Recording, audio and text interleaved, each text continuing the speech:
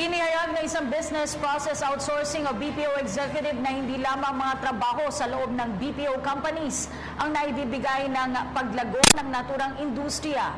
Nabubuhay din umano ang mga maliliit na negosyo gaya ng sari-sari stores at karinderya. May ulat si Lala Babilonia. Sa paglago ng sektor ng Business Process Outsourcing o BPO sa bansa, lampas 1 milyon na ang naibibigay nitong hanap buhay sa mga Pilipino. Ang nasabing bilang galing mismo sa datos ng Information Technology and Business Process Association of the Philippines o IBPAP.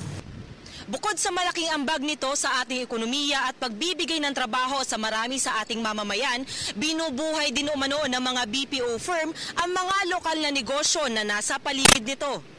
Real estate, hotel, coffee shops, convenience store, mapatransportasyon at simpleng kainan, lahat ito ay nag-uusbungan kasabay ng mga itinatayong BPO companies. It attracts the other industries to also set up. So you see a lot of the convenience stores, diba? Wherever there is a BPO, there will be a convenience store. And then the transportation, as I said, is there.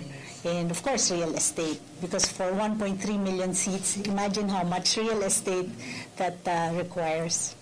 Ibig sabihin nito, hindi lamang sa loob ng BPO companies ang may malalaking oportunidad ng pagkakaroon ng hanap buhay, kundi pati ang sinasabing indirect employment, tulad na lamang ng mga tindera sa sari-sari store, kantin at iba pa. So the indirect employment, yeah, we saw that also grow.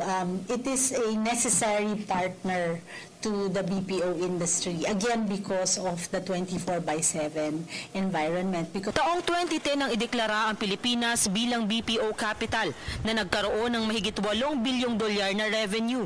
Ngayong taon, patuloy pa ang paglago nito ng 17% kada taon. Ngunit ayon kay Finance Secretary Sonny Dominguez, dapat ay maging handa pa rin ang bansa sakaling magbago o mabawasan ang demand ng manpower sa BPO sector. Lala Babilonia para sa PTV News. Hi, ako po si Aljo Bendijo. Subscribe na sa PTV YouTube channel. I-click lang ang subscribe button.